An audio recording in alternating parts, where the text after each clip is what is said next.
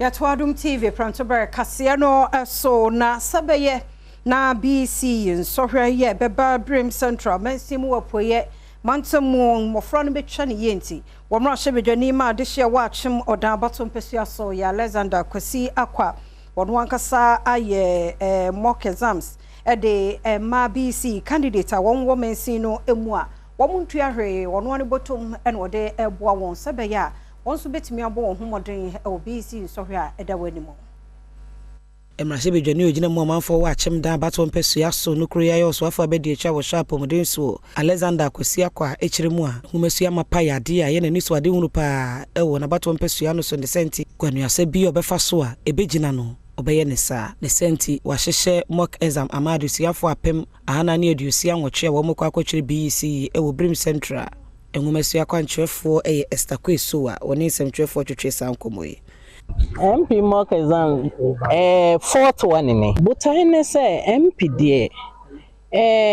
em say na kuma munu no de ne amemi hunu ne say education da na kuma so pa practice makes man perfect intino ye practice na sa no e ma ye result no so no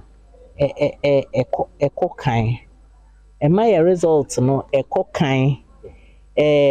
wohwe school based result na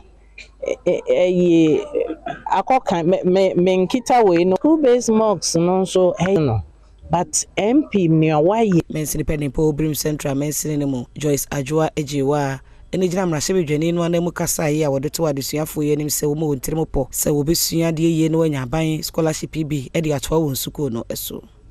yehye omunkunan esantini se